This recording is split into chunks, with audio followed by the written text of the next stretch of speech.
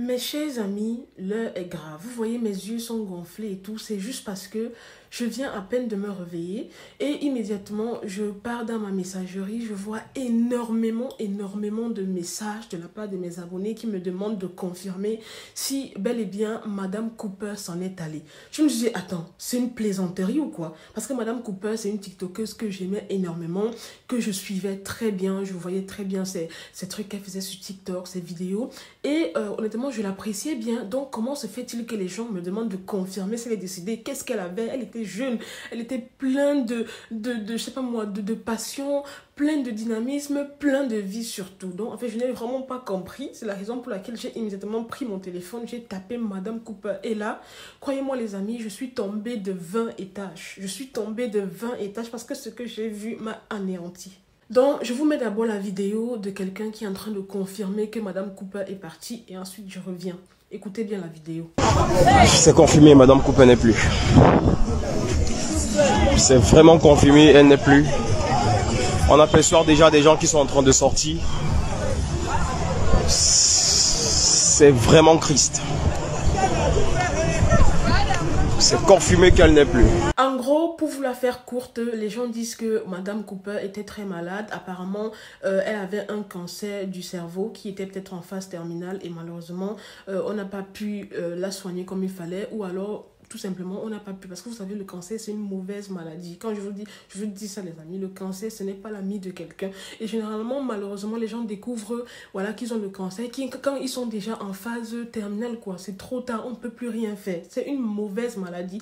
Et ce qui m'a énormément choquée et déçue, c'est que j'ai vu des gens qui ont osé poster les photos de son agonie sur les réseaux sociaux. Mais à quel moment vous faites ça? À quel moment un humain normal poste quelqu'un en train de souffrir, en train d'agoniser? Vous prenez des photos, vous sortez vos téléphones pour vite les poster sur les réseaux sociaux. Aucun respect pour elle, aucun respect pour sa vie privée. Même dans ces moments-là, vous cherchez le buzz. Non, mais c'est quand même hallucinant, quoi. À un moment donné, il va falloir arrêter, quoi. Il va falloir arrêter. Je pouvais comprendre que quelqu'un fasse un post pour dire que Madame Cooper ne va pas bien et voilà, pour solliciter l'union de prière, tout ce que vous voulez. Mais pourquoi la photo?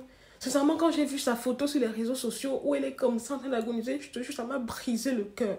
Ça m'a brisé le cœur. Mais je me suis dit, attends, non seulement elle a été humiliée par cette maladie qui lui a ôté la vie, vous également, vous l'avez humiliée parce que vous avez osé la prendre en photo dans une posture de faiblesse, dans une posture de souffrance, dans ces derniers moments d'agonie où elle n'était pas vraiment présentable. Et vous précipitez de mettre ces photos sur les réseaux sociaux. C'est pas respectueux pour elle-même, c'est pas respectueux pour sa famille. Ça ne se fait absolument pas. Je suis dépitée. Je suis dépitée en fait. Madame Cooper qui avait le sourire. J'aimais tellement cette fille. Elle avait une joie de vivre incommensurable. C'est-à-dire que quand tu la voyais, elle rayonnait. C'était un petit rayon de soleil. Une fille qui avait plein de vie, plein de talent. Et je pense que récemment, elle s'était mariée. Elle avait même un petit garçon de 11 ans. 11 ans en fait. Je me rappelle même quand elle faisait les bisous à son petit garçon sur la bouche. Il y avait les gens qui critiquaient. Wow, wow, wow. Vous voyez, non? Vous voyez? Les gens qui aiment souvent critiquer la vie des gens là, vous ne savez pas ce que ces personnes-là vivent. Elle faisait des bisous à son enfant parce qu'elle savait.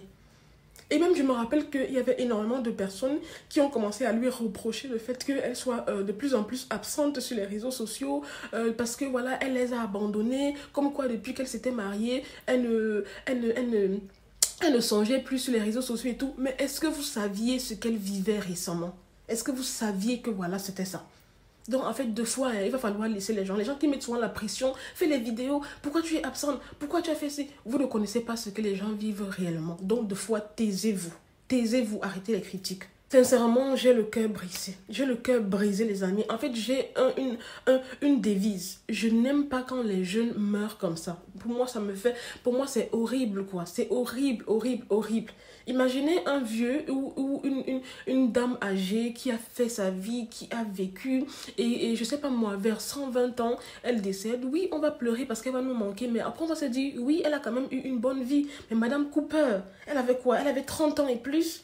Elle avait 30 ans et plus, elle s'est mariée, ça fait même pas 5 ans en fait. Elle n'a même pas eu le temps de faire ses autres enfants. Et voilà que cette fichue maladie qu'est le cancer vienne l'emporter comme ça, comme si de rien n'était. Franchement, j'ai juste envie de pleurer parce que c'est pas juste en fait que ce soit elle. C'est pas juste qu'elle parte si tôt comme ça en fait. Ça ne se fait pas. Et les gens qui sont en train de l'humilier en mettant des photos catastrophiques sur les réseaux sociaux, il faut arrêter à un moment donné. Après, je peux comprendre aussi que Madame Cooper, c'était une star. Mais ce que j'ai vu les gens faire à l'hôpital là, sortir les vidéos, sortir les photos, commencer à filmer la famille dans un moment de chagrin.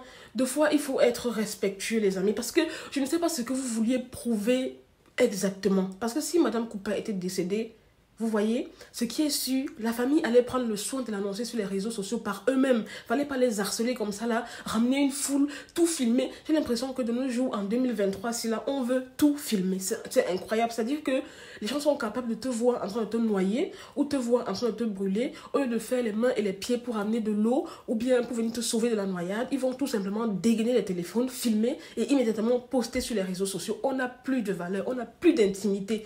On n'a plus d'intimité. En tout cas, si c'est moi la famille, je vais retrouver la personne qui a osé poster ma fille, sur les réseaux sociaux, voilà, en pleine agonie. Sincèrement, dans ce moment de détresse, je ne peux que dire beaucoup de courage à la famille. C'est horrible. C'est horrible, en fait. C'est horrible. Et en fait, je sais pas. Je me sens même coupable de n'avoir pas vu, Madame Cooper, ce que tu traversais. C'est vrai que je n'allais rien faire parce que je ne suis pas médecin. Et j'imagine que tu as été pris en charge par les meilleurs soins. Tu as eu des meilleurs soins et tout. Mais au moins, j'aurais peut-être prié pour toi. Je me serais joint à toi pour t'encourager.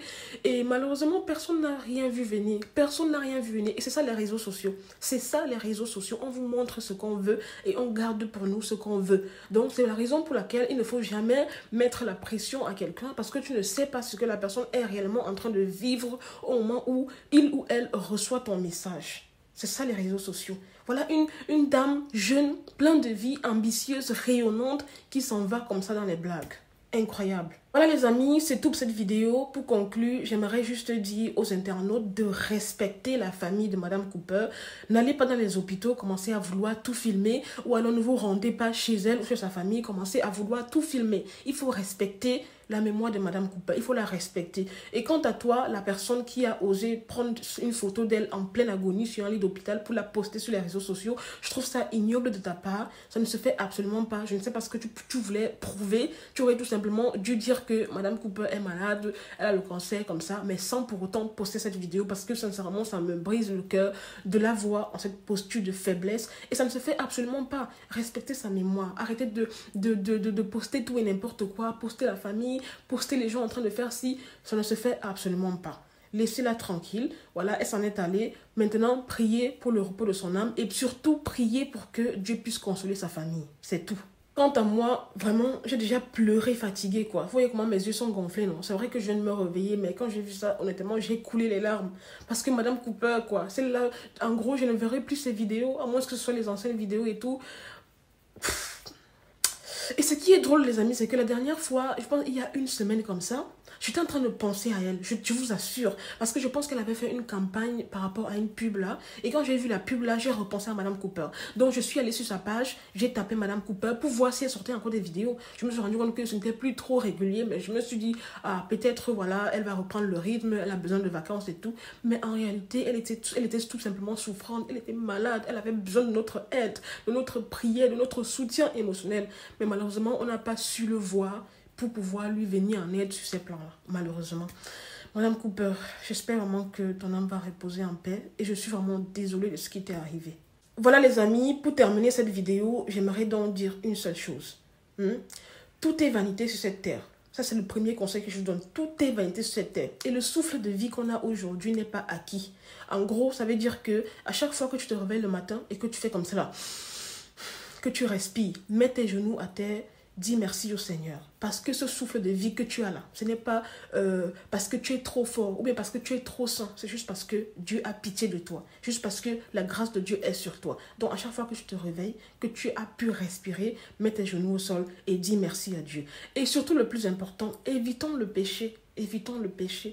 Sanctifions-nous, marchons dans la crainte de Dieu parce que la fin des temps est proche. Vous voyez tout ce qui arrive maintenant, non? Donc sauvons nos âmes. Sauvons nos âmes, arrêtons de marcher comme le monde le demande. Marchons selon la volonté de Dieu, afin qu'au dernier jour, nous lui soyons agréables. Parce que, si vous ne le savez pas, personne ne connaît ni le jour, ni le moment de sa mort. Même moi qui vous parle là, je peux finir de tourner cette vidéo, pam, je sors dans la rue, la voiture me cogne. Ou bien, je sais pas moi, je mange un truc, pam, et puis je m'en vais. Donc, en gros, essayons de faire du bien au jour le jour. Sanctifions-nous au jour le jour. Un travail perpétuel, sans s'arrêter.